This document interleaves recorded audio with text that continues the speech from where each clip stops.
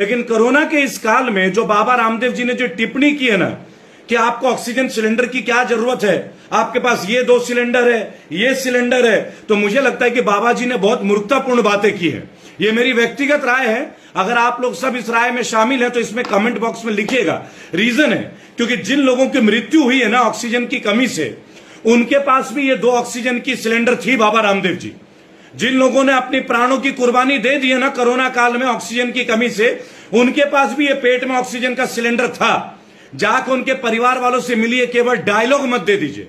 ये मत समझिए कि आपने पतंजलि एक ट्रस्ट चला लिया है और एक इतना बड़ा बिजनेस एम्पायर खड़ा कर दिया तो आप जो भी बोलोगे लोग इसे सहजतापूर्वक ले लेंगे। ये भारत की जनता है, हर चीज को एनालाइज करती है। इस दौर में हम हर एक को एनालाइज कर रहे हैं, आपको भी एनालाइज कर रहे हैं। बाबा रामदेव जी, आपने जमीनी तौर पे एक काम नहीं किया।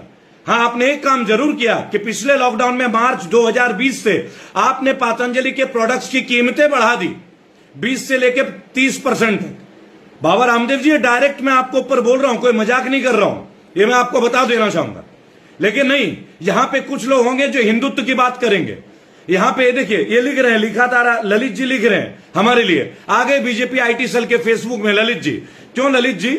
हल्की से रामदेव जी के बारे में क्या बोला, आपको मिर्च लग गई? नहीं, अब जायज बात भी ना कहे। इंडियन मेडिकल एसोसिएशन एक विश्व की बहुत बड़ी मानवीय संस्था, भारत की सर्वोच्च संस्था है मेडिकल कैरियर के लिए। जब आपके घर में भी कोई सर्जरी होती होगी ना, और वो जो डॉक्टर सर्जरी करता होगा वो आईएमएस से प्राप्त डिग्री लेके ही करता होगा। लेकिन नहीं, आप वो दौर भूल जाते हैं जब आपके परिवार का किसी का सर्जरी होता है। कोई डॉक्टर जब आपके घर में कोई शिशु पैदा होता है और विस्मय परिस्थिति में होता है, जब किसी अस्पताल में होता है, जब वो नर्स और वो डॉक्टर सेवा करती है, तब आपको भगवान दिखता है। नहीं, और अब अपनी मार्केटिंग करने के लिए आपने बताया कि ज्यादा से ज्यादा लोग एलिपैथी से मर रहे हैं। मैं एक बात बताना चाहूंगा बाबा रामदेव जी, आपके प्रोडक्ट्स की क्या क्वालिटी है?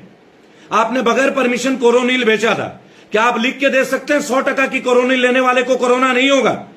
और आप मुझे यह बता दीजिए कि पतंजलि अगर इतना ही बड़ा ट्रस्ट है और इतना ही बड़ा मेडिकल का इंस्टीट्यूशन है बाबा रामदेव जी, तो आचार्य बालकृष्ण जो कि आपके सीईओ हैं, उनको आप एम्स में क्यों एडमिट कराते हैं? दिल्ली के एम्स में उनको पतंजलि में इलाज कर लीजिए ना। अब देखिए, अंकित श्रीवास्तव जी ये हमारे बारे में यूट्यूब में लिख रहे हैं। मतलब एक जायज बात बोलो ना, ये बीजेपी आईटी सेल के लोग तुरंत घुस जाएंगे यूट्यूब में। अंकित श्रीवास्तव जी को जरा जवाब दीजिएगा। मैं एक बात आपको बोलना चाहूंगा। देखिए, मैं एक बात मानता हूं कि आयुर्वेद हमारे लिए एक बहुत बड़ा विज्ञान है, एक दैवीय तिथि, और हम मानते हैं, मैं भी यकीन करता हूं। लेकिन कई बार इमरजेंसी में जब सर्जरी होती है ना, तो हमें एलोपैथी की भी जरूरत पड़ती है। और ये कोरोना काल से हम गुजर रहे हैं, इस वक्त कोई भी ऐसी बात किसी को नहीं करनी चाहिए जिससे कि हमारे डॉक्टर्स का मनोबल टूटे।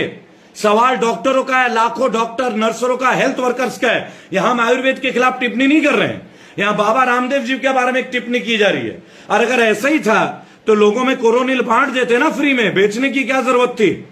लाखों करोड़ों रुपए का आपका टर्नओवर है। आपने तो कहा था हम देश के लिए कर रहे हैं। अरे देश के लिए क्या कर रहे हैं आप? आटा की कीमत में 60 रुपए 10 किलो की थैली में बढ़ा दिया, ये भी देश के लिए कर रहे हैं बाबा रामदेव जी आप। अरे बीजेपी आईटी सेल के नमूनों, ये जो तुम लोग लिख रहे हो ना हमारे यहां पे, ये जो तुम लोग लिखते हो पेज पे, एक बात सोच के लिखो। ये जो आटा का रेट बढ़ा, ये तुम्हारे लिए भी है, केवल मेरे लिए नहीं है। मैं तो वैसे भी पतंजलि का आटा नहीं लेता और ना ही मैं पतंजलि का प्रोडक्ट लेता हूं। मैं आपको पहले बता दूं अच्छे से, मैं हमदर्द लेता हूं, वैद्यनाथ लेता हूं, मैं पतंजलि को नहीं लेता, क्योंकि मैं बाबा रामदेव को बाबा नहीं मानता, जस्ट एक पॉलिटिशियन कम बिजनेसमैन मानता हूं।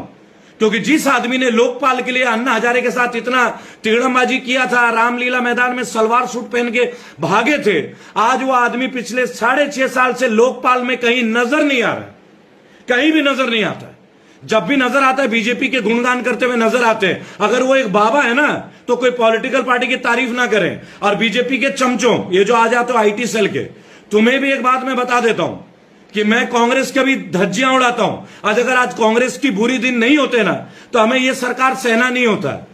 70 साल से कांग्रेस की सरकार ने क्या किया वो आप भी जानते हो और मैं भी जानता हूं। लेकिन इस 6.5 साल की जो सरकार है ना, बड़े बड़े जुमलों वाले सरकार, मैं कहता हूं नेहरू को खूब गाली दो, ठीक है भाई दे दो, लेकिन अस्पताल कहां बनाए तुमने जुमलेबाजों? कितने संस्था बना लिए तुमने? दिखाओ ना कोविड के कितने अस्पताल तुमने बनाए। अरे गुरुद्वारों में जाके देखो, सिखों को जाके देखो, कुछ सीखो, उन सिखों से कुछ सीखो, उन गुरुद्वारा कमेटियों से कुछ सीखो। ये जितने भी हैं, पहले आसाराम आए, वो भी पाखंडी निकले। आपको अच्छी तरह पता हमारे मोदी जी के कितने सारे फोटो थे आसाराम जी के साथ, है ना। हरियाणा सरकार के कितने फोटो थे राम रहीम जी के साथ, बाद में वो भी स्कैंडल। इसीलिए मुझे बाबा बाबा पे अब यकीन नहीं होता। मैं भक्ति करता हूं, मैं हिंदू हूं, मुझे हिंदुत्व पे गर्व है, लेकिन मुझे हिंदुत्व के ठेकेदारों की जरूरत नहीं है। मेरा धर्म इतना कमजोर नहीं है कि उसके लिए मुझे ठेकेदारों की जरूरत पड़ेगी। और इसी तरह इस्लाम में भी है। मैं एक बात आपको बता दूं, अल्लाह के बीच के लिए कोई मौलाना की जरूरत नहीं है। इंसान और अल्लाह का डायरेक्ट संबंध है, उसके लिए कोई मौलवी और मौला की जरूरत नहीं है, किसी मौलवी की जरूरत नहीं है। जिसने ये संसार बनाया है ना, वो अपने बनाए सृष्टि को अच्छे से ध्यान रखता है। हाँ, आप अपने आसपास की चीजों का ध्यान रखें। लेकिन मैं एक बात बोलूंगा, आज डॉक्टरों के लिए इतनी बड़ी बड़ी बातें की जा रही है, ऑक्सीजन के लिए बातें की जा रही है। बाबा रामदेव साहब, आपने आईसीयू वाले कितने पेशेंट्स का ट्रीटमेंट किया पतंजलि में, जरा डिटेल दिखाएंगे आप? अरे बड़ी बड़ी बातें और बड़ा पाव खाते, ऐसा नहीं चलेगा। दिखाइए ना पतंजलि में कितने लोगों की चिकित्सा की है आपने, बताइए ना जरा। आप आईसीयू में से मैं आपको 50 पेशेंट देता हूं, इलाज कीजिएगा पतंजलि में। अरे आप बालाकृष्ण जी का इलाज तो एम्स में करते हैं और बातें करते हैं कि एलोपैथी की दवाइयां हमें मार रही है। मेरी बात सुनिए, ज्यादा कोई भी दवाई का लेना हानिकारक है। मैं आयुर्वेद में यकीन करता हूं, क्योंकि आयुर्वेद एक दवा नहीं है, आयुर्वेद एक सभ्यता है हमारी। अच्छा खाइए, फलों का आहार लीजिए, खड़े मसालों का इस्तेमाल कीजिए, दालचीनी, इलायची, लौंग का इस्तेमाल कीजिए, केसर का इस्तेमाल कीजिए। ये हमारे शरीर की इम्यूनिटी को डेवलप करती है। और बाबा रामदेव के साथ साथ मैं बूस्ट कंपनी से एक सवाल पूछूंगा। पिछले 40 साल से ऐड दिए जा रहे हो, बूस्ट इम्यूनिटी को बूस्ट करता है, क्यों वीरेंद्र सहवाग साहब? आपकी बूस्ट ने कितनी इम्यूनिटी दे दी आज तक लोगों को? ये बॉर्नविटा वालों ने कितनी इम्यूनिटी दे दी? इन कंपनियों के ऊपर भी तल्ख सवाल होंगे। अरे कुछ मत है, मत लीजिए ये सब प्रोडक्ट, मत लीजिए। आप अपने घर में अपना अच्छा खाना खाइए, चना खाइए, मूंगफली खाइए, बादाम खाइए, पिस्ता किशमिश खाइए, फ्रूट्स खाइए, पपीता खाइए, फिश खाइए, अंडे खाइए, जो आप खाते हैं। नेचुरल प्रोटीन लीजिए। आपको कोई प्रोटीन पाउडर की जरूरत नहीं है, आपको कोई बूस्ट की जरूरत नहीं है, आपको कोई पतंजलि की पाउडर की जरूरत नहीं है, आपको कोई नेस्ले के पाउडर की जरूरत नहीं है। क्योंकि जब मैं पतंजलि की बात करूंगा ना, तो बीजेपी आईटी सेल वाले बोलेंगे तो विदेशी की चमचा है। अरे मैं यूज नहीं करता, आपकी जानकारी के लिए, क्योंकि मैं अपने पूरी टीम के साथ आज तक मास्क भी नहीं पहना।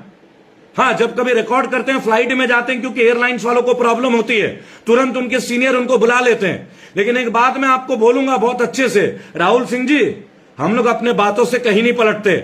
आप जैसे चाटुकार बदलते हैं। मैं बता देना चाहूंगा आपको, एक छोटी सी बात है। इस समय हमारी बात है, हम डॉक्टर्स का हौसला बढ़ाएं, हम नर्सेज का हौसला बढ़ाएं, फ्रंट लाइन हेल्थ वर्कर्स का हौसला बढ़ाएं। क्योंकि पिछले 1 साल से इतने लोगों ने अपनी कुर्बानी दी है खुदा के वास्ते, भगवान के वास्ते। बाबा रामदेव जी, इस वक्त आप मेडिकल साइंस के ऊपर सवाल मत उठाइए, और अगर आपको सवाल उठाना है ना, तो पहले समाधान लेके आइए। क्योंकि आपने लोकपाल पे भी सवाल उठाया था, आपने अपनी कंपनी भी बना ली, लाखों करोड़ों का टर्नओवर भी कर लिया, और आपने भी लॉकडाउन में 30% का इजाफा कर दिया अपने प्रोडक्ट्स का। तो देशभक्ति का पाठ हमें मत पढ़ाइए। आप सिर्फ एक बिजनेसमैन रामदेव हैं, आप बाबा रामदेव है ही नहीं। और ना हम आपको बाबा रामदेव मानते, आप बाबा हैं, ऋषि में। ऋषि जो होते हैं वो व्यापारी होते हैं। ये बता रहे आप हमें, नया नया डेफिनेशन सिखा रहे हैं आप, कमाल की बात कर रहे हैं। जरा दुनिया को बताइए ना आपके गुरुजी का क्या हुआ, कहां है आपके गुरुजी? जरा आइए ना पब्लिक के सामने, बताइए ना राजीव दीक्षित जी का क्या हुआ। दोस्तों, बीजेपी के मेरे तमाम साथियों, एक बार राजीव दीक्षित के बारे में मोदी जी से पूछिए ना, एक बार रामदेव जी से पूछिए ना कि राजीव दीक्षित कौन थे, राजीव दीक्षित की मृत्यु संदेहास्पद स्थिति में क्यों हुई, राजीव दीक्षित ने क्यों बोला था कि उनकी हत्या हो जाएगी। अरे मैं अगर आप लोगों का विरोधी हूं, राजीव दीक्षित तो नहीं थे ना, वो तो हिंदुत्व को मानने वाले थे, मैं भी मानता हूं। तो मैं आज राजीव दीक्षित के लिए बात पूछना चाहता हूं, राजीव दीक्षित का परिवार कहां है? राजीव दीक्षित के बारे में कोई सीबीआई इंक्वायरी हो सकती है क्या? हम उठाएंगे राजीव दीक्षित के लिए। सच्चे भारतीय हैं, डरते नहीं है किसी से, लड़ते हैं अपने मुल्क के लिए, अपने देश के लिए। लेकिन हिंदू मुस्लिम के नाम से कोई लड़ेगा ना, तो उसकी ईंट से ईंट बजाई जाएगी, उसे भगाया जाएगा इस मुल्क से। कोई मुसलमान नहीं भागेगा हमारे देश से, कोई हिंदू नहीं भागेगा। उन लोगों को भगाएंगे जो हिंदू मुसलमान को अलग करता है। बर्दाश्त की हद होती है। जब जमात हुई तो निजामुद्दीन में आपने बोला इन्होंने कोरोना फैला दिया, तब आपने रिलीजन को बीच में ला दिया। और जब आपने महाकुंभ किया, उत्तराखंड सरकार गूंगी थी, इंडियन मेडिकल एसोसिएशन चुपचाप बैठी थी, माननीय सुप्रीम कोर्ट चुप हो गए थे, स्वास्थ्य मंत्रालय ने आंख में पट्टी बांध ली थी, तब कोरोना नहीं फैला क्या? आज उत्तराखंड में कोरोना का कितना प्रकोप है? 2 गज की दूरी, मास्क है जरूरी, मोदी जी ने इतना प्रवचन दिया, हमारे माननीय प्रधानमंत्री जी ने, और योगी जी भी चले गए बंगाल में जाके चुनाव की परिक्रमा करने, बंगाल में इतनी भीड़ लेकर आए अमित शाह जी। देखिए, मैं भी गया था चुनाव में, क्योंकि जवाब देना जरूरी था, एक साधारण भारतीय हूं और अपने हिस्से की मेहनत करके इनको हरा के दिखाया है, और यही हाल कांग्रेस का होगा राजस्थान में। गहलोत जी के लिए स्ट्रिक्ट वार्निंग है, कुछ भी नहीं कर रहे हैं। कितने मासूम बच्चे अस्पतालों में मर गए, राजस्थान की कांग्रेस सरकार, प्रियंका गांधी गूंगी की तरह बैठी हुई है, तब आपको हाथरस दिखाई देता है। कोई ये ना समझे कि हम बीजेपी के विरोधी हैं, कट्टर विरोधी हर उस राजनीतिक दल का। अरे 2022 का इंतजार तो कीजिए, और 2024 में देखिएगा नए पार्लियामेंट्रियन लेके आएंगे, पूरा देश को बदलेंगे, पूरी देश की स्थिति बदलेंगे। 8800927747 सुबह 10 बजे से लेकर शाम के 7 बजे तक, हाथ जोड़ के विनती है, 8800927747 सुबह 10 बजे से लेकर शाम के 7 बजे तक 24 घंटा फोन ऑन रहेगा, नहीं 10 बजे से 7 बजे तक ऑन रहेगा, 9 घंटे। इन 9 घंटों में अपनी शिकायतें दर्ज कीजिए, रेबल फाउंडेशन से जुड़िए, हमारे लोग रोज कॉल उठा रहे हैं, कई बार क्रैश हो जाता है, जुड़िए इस मुहिम में। और अगर देश को सुधारना है ना, तो ये नकली बाबाओं से भी दूर रहना है, नकली मौलवियों से भी दूर रहना है। जो देश का होगा उसे देशभक्ति दिखानी पड़ेगी। जब राष्ट्रगान होगा तो मंदिर में भी होगा, मस्जिद में भी होगा, गिरजाघर में भी होगा, गुरुद्वारे में भी होगा, क्योंकि राष्ट्रगान सबसे पहले, राष्ट्रहित सबसे पहले, भारत की बात सबसे पहले, राष्ट्र की बात सबसे पहले।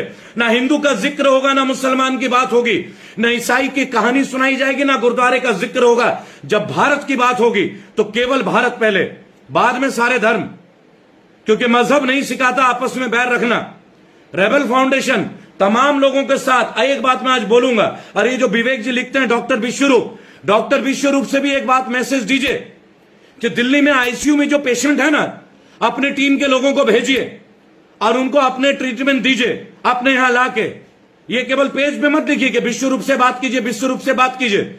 जिस तरह हम जमीनी लेवल पे है ना, विश्वरूप जी को बोलिए जमीनी लेवल पे आने, वो जमीनी लेवल पे दिखते नहीं है। मैंने कई बार उनके टीम को बोला है, केवल स्टूडियो में बैठ के नहीं होगा, और माइक में आके बता देना कि ये वायरस नहीं है और ये नहीं है। अगर आपको कुछ करना है ना विश्वरूप जी और आपकी पूरी टीम के लिए, मैं सीधी एक बात बोलूंगा, मैं आपका साथ दूंगा, लेकिन तब साथ दूंगा जब आप दिल्ली के, मुंबई के अस्पतालों में, आईसीयू में आइए। आप कहते हैं ना कि कोरोना नहीं है, बराबर, आप आइए, उन पेशेंट्स को ट्रीटमेंट दीजिए।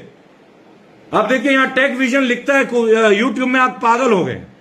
अरे भाई साहब, अगर मैं पागल हूं तो मेरे पेज पे आप क्या कर रहे हैं? टेक विजन साहब यूट्यूब में, आप हट जाइए मेरे पेज से मेरे भाई। आपको किसने बोला है मैं पागल हूं? आप तो अच्छे हैं ना टेक विजन साहब। यूट्यूब में टेक विजन को जरा दिखिए, ये कहते हैं कि देखिए, आयुर्वेद 100% जेन्यून है, आयुर्वेद इज 100% जेन्यून, इसलिए कि आयुर्वेद का कोई नुकसान नहीं है, फायदा ही फायदा है। लेकिन आयुर्वेद को एक कल्चर के तौर पे डेवलप कीजिए।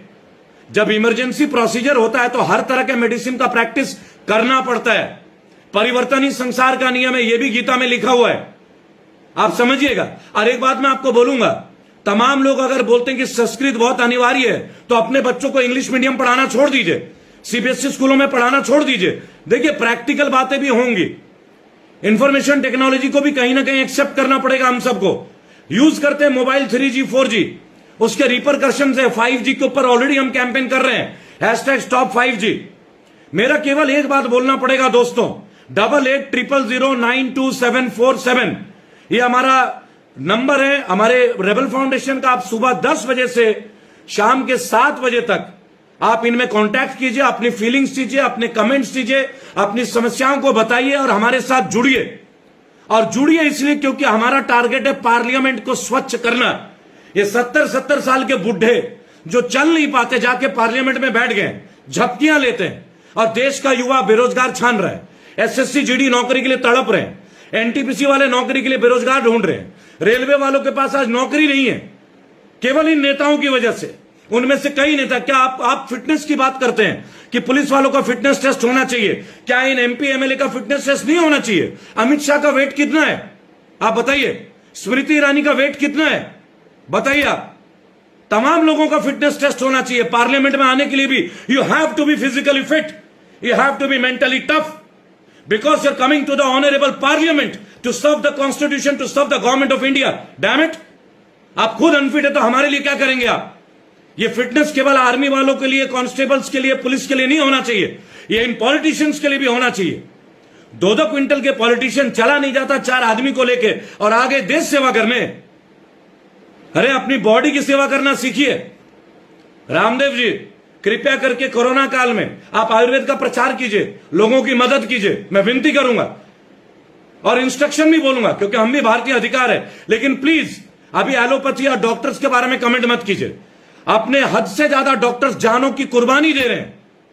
आपने तो भाई साहब अपने आटा दाल चावल की कीमतें बढ़ा दी रामदेव जी, और खुद को बाबा कहला दिए। कौन सी इमरजेंसी में आए आज तक आप किसी के काम में? इंडस्ट्रियलिस्ट हैं आप, कोई बाबा बाबा नहीं है। ये बाबा कहलाना बंद कीजिए। और हम डरते नहीं है, ये जो आपके आईटी सेल के लोग लिखते हैं ना भाजपा वाले, हम लोग डरने वाले नहीं है। रेबल्स हैं हम, रेबल्स। हम आपके विरोधी भी नहीं है। आप देश की जनता की बात को समझिए, देश की पीड़ा को समझिए, हम आपके साथ भी हो जाएंगे। हमें भाजपा से कोई विरोधी नहीं है, हमने आपको वोट दिया था सम्मानित तौर पे। हम अपना हक देना भी जानते हैं और लेना भी जानते हैं। ध्यान रखिएगा। जय हिंद, जय भारत।